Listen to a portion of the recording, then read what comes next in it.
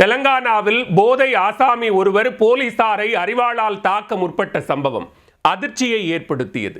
வாகன சோதனையில் ஈடுபட்டவர்களுக்கு உயிர் பயம் காட்டியவர் யார்?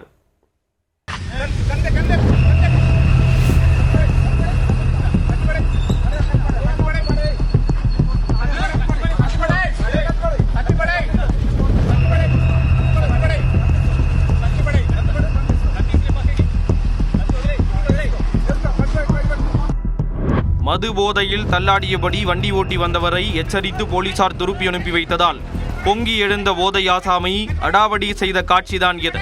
என்னையே திருப்பி அனுப்புவீர்களா என்று அரிவாளுடன் திரும்பி வந்தவர் காற்றில் அரிவாளை சுற்றி அலப்பறையை கூட்டியுள்ளார். நடந்தது என்ன?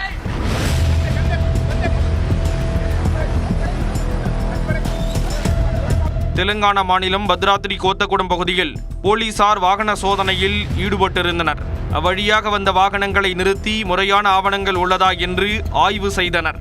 அத்துடன் மது போதையில் யாரும் வாகனம் ஓட்டுகிறார்களா என்றும் பரிசோதித்தனர். அப்போது இளைஞர் ஒருவர் தள்ளாடியபடி வாகனத்தை ஓட்டி வந்துள்ளார். அதை கண்டதும் போலீசார் அவரை தடுத்து நிறுத்தினர். பின்னர் அந்த நபரை பரிசோதித்ததில் மது போதையில் இருந்தது உறுதியானது. உடனே அந்த இளைஞரிடம், நீ இப்படியே வண்டி ஓட்டி சென்றால் உனக்கு மட்டுமல்ல எதிரே வருபவர்களின் உயிருக்கும் ஆபத்து விளைவிக்கும் என கூறியுள்ளனர். இதனால் வந்த வழியாக மீண்டும் வீட்டிற்கு திரும்பி போ என கூறி எச்சரித்து அனுப்பியுள்ளனர். வேறு வழியின்றி தலையை ஆட்டியபடி போதை ஆசாமி யூ-டர்ன் போட்டு திரும்பிச் சென்றார். சிறிது நேரத்தில் அதே நபர் அங்கே ஆக்ரோஷமாக வந்திருக்கிறார். வந்த வேகத்தில் கையில் வைத்திருந்த அரிவாளை காட்டி போலீசாரை மிரட்டியுள்ளார். எவ்வளவு தைரியம் இருந்தால் என்னையே திருப்பி அனுப்புவீர்கள் என்று கூறி வாக்குவாதம் செய்துள்ளார்.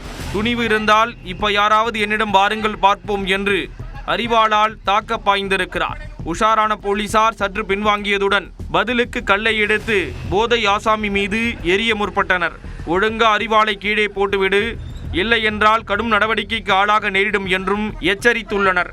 அப்படியும் அடங்காத போதை ஆசாமி போலீசாருக்கே உயிர் பயம் காட்டியுள்ளார். ஒரு வழியாக சுற்றி வளைத்த போலீசார் சாமர்த்தியமாக அவரிடமிருந்து அரிவாளை பறித்தனர். இதையடுத்து காவல் நிலையத்திற்கு அழைத்து சென்று வசமாக கவனித்துள்ளனர். விசாரணையில் அவர் அருகில் உள்ள கிராமத்தைச் சேர்ந்த நாகேஸ்வர ராவ் என்பது தெரிய வந்தது. மது போதையில் வாகனம் ஓட்டியது, அரசு ஊழியர்களை பணி செய்ய விடாமல் தடுத்தல், கொலை மிரட்டல் விடுத்தல் உள்ளிட்ட பிரிவுகளில் வழக்கு பதிந்து அவரை கைது செய்தனர். பின்னர் நீதிமன்றத்தில் ஆஜர்படுத்தி சிறையில் அடைத்தனர்.